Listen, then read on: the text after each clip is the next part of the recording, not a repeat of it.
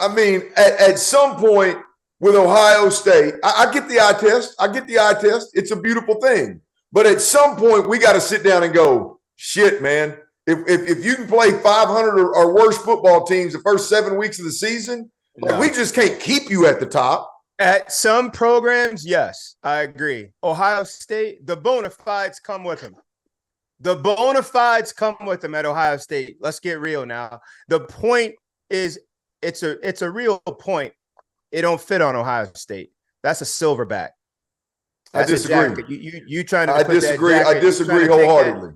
That sport jacket off the rack and put it on a silverback. It ain't gonna fit them.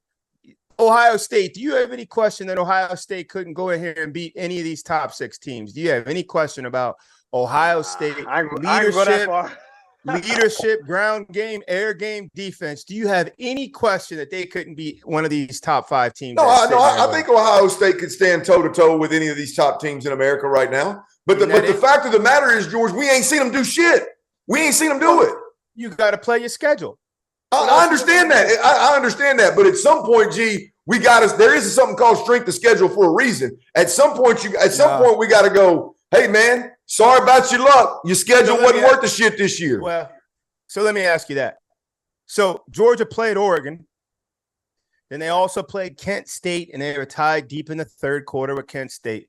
Then they go to Missouri. I don't remember anybody trembling for Missouri in the last 50 years. And they snuck out of Missouri with that. Right. Are we running after the Georgia Bulldogs to then question them and try and yank them out of the deal? Alabama messed around and almost got beat second game of the season in Austin to a Texas team that only beat Iowa State by 3 at home, same field. Are you really saying Alabama and Iowa State are that close? Technically, based on Texas, they're 4 points difference. Like, you got to come on now. You got to come on. We're not talking about Iowa State. We're talking about the top 6 teams in the country. I understand that, but if you put it in perspective, and there's Alabama played nobody. Say who?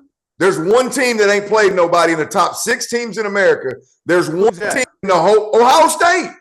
It's the only top 6 that hasn't played an above 500 at kickoff. Ohio State hosted a top 5 Notre Dame. Wheels came off. Georgia hosted a top 10 Oregon. They both came through the game. Ohio State lost its best player in the first quarter and still handled business. Like, you got to get real. Oregon has been able to bounce back. I disagree. Notre Dame's quarterback has been out for the season. At kickoff, Ohio State, they beat a top 5 team. You want them to be George, Arkansas at one point, Arkansas was number 10 in the country. They're not number 10 in the country. We can't go and give somebody credit that beat Arkansas. A&M beat Arkansas. You beat number 10 in the country. No, you didn't. You beat a 4-3 football team. You got to beat the teams that lay in front of you. Nobody's knocking Clemson. Clemson's at 5.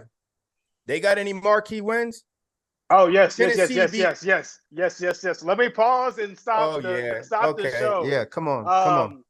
They played Wake Forest. It was a top 25 match. Wake Forest. That's true. And honestly, Wake Forest is a one-loss football team. One-loss football team now. And they should have beat Clemson to be all the way real. Shoulda, woulda, coulda. Alabama should have beat Tennessee, but they didn't. They beat Wake Forest on the road. They beat NC State, which at the time, Devin Leary, first rounder, some people say. They beat him. And now they obviously lost. They lost Devin Leary, so their season might tank, which Cliff, but that's supposed to – is that going to count against Clemson? No.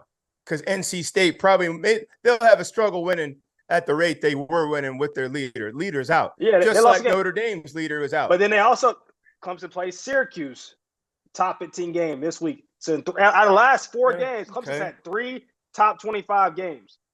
So strength of schedule, I just think that to me, it's not to say they should be out of it. It's more to create some competitiveness or differentiate. Like, here are the facts. That's why I think Tennessee. To me, it would be crazy. I like. Yeah, G. Just to be clear, let me be clear real quick, G. Like, I'm just saying it's a topic of conversation. It should be a topic of conversation. Ohio State is a top 4 team in the country. No fool. Nobody. I mean, nobody would say they're not. I'm just saying one thing on this list of undefeated football teams that are ranked in the top 10 in college football right now. One thing that sticks out to me like a sore thumb is the fact that they have not played a team with more than 3 victories on their schedule. Yeah, but here's the thing. All you got to do is stick around. All you got to do is stick around. They're going to play number 16 Penn State coming around the corner. They're going to play number 18 Illinois coming around the corner. And they're going to play number 4 Michigan coming around the corner. It's all coming. And at kickoff, they played the number 5 team. So to try to stop that train in the middle of its ascent and say, I don't see a whole bunch of – no. They can't account for other people's injuries. You go in, you play the games you played. Has Ohio State looked vulnerable in any game this year? Alabama has. Georgia has. Have we looked at any Ohio State game and said, damn, they almost got beat? Is Missouri somebody?